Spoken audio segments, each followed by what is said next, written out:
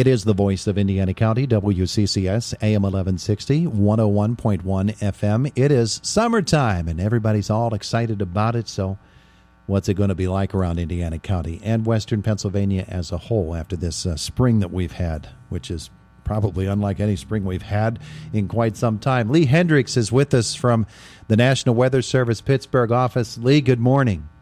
Good morning. It's good to have you with us here today. Was I right about that? Has this spring been unlike any spring you've seen for a while or ever? Actually, this is fairly close to what we actually had last year. That's true. And we're actually slightly below the rainfall totals that we had last year. But we're still well above normal. And a few more storms than we're used to as well. Yes, yeah. It's been a fairly active spring here. So we're looking forward to the summertime, and just as summer comes in later this morning and we start to enjoy the summer season, it brings with it some sunshine. Is that something we can expect long-term, too? I wouldn't hold my breath on that. No, Lee.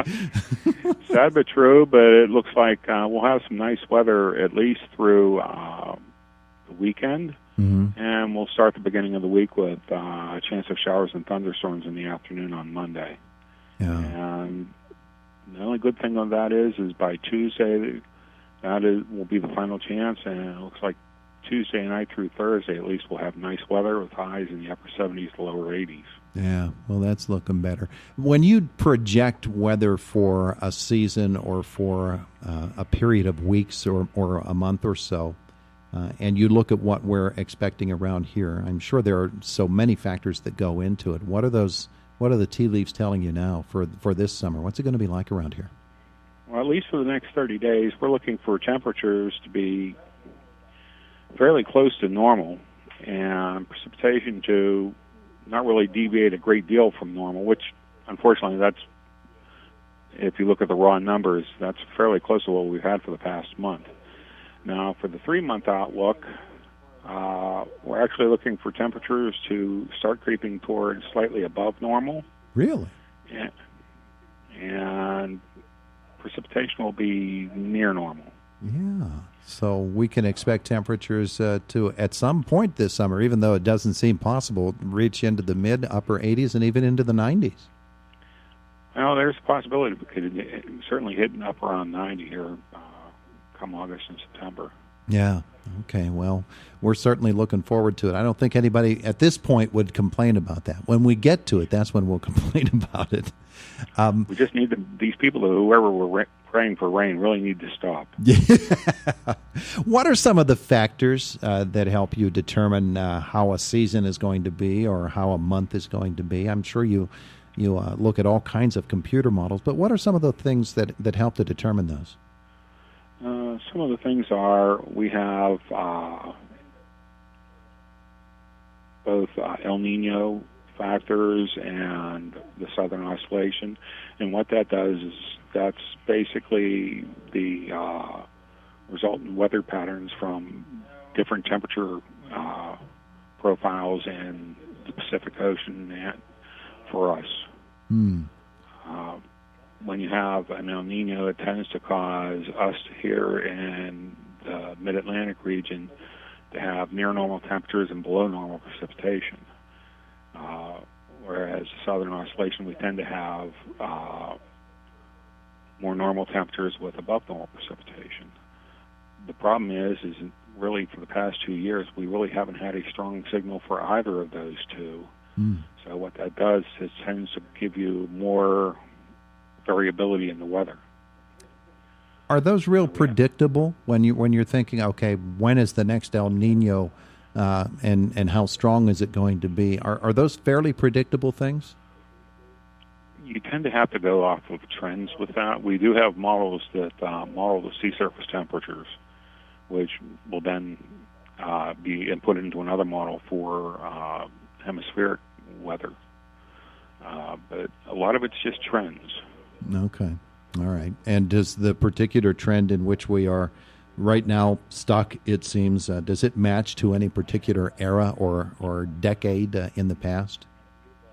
No, actually, at this point, I know last year here in Pittsburgh, we had our all-time wettest record for the year, and that dates back to 1853. Ooh. We're not that wet now, but we're still way above normal, so we could probably make it, if we keep up this unfortunate trend that we're in, we could make the top 10. Oh, yuck. Oh, yuck. Which, will have the farmers running for Iowa.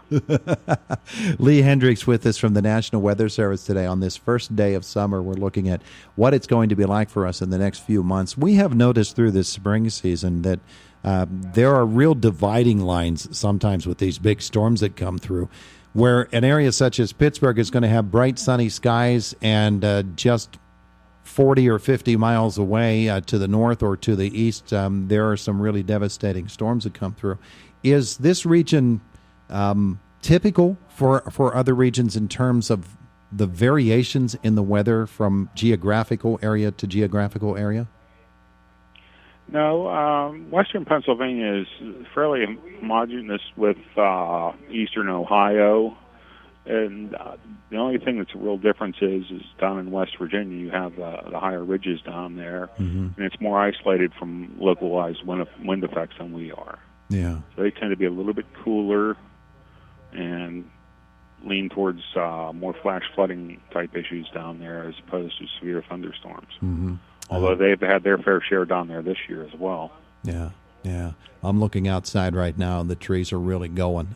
It's been a windy year on top of everything else. There's not a whole lot of tennis being played outdoors right now because of the weather. And wind, that runs in cycles too, doesn't it?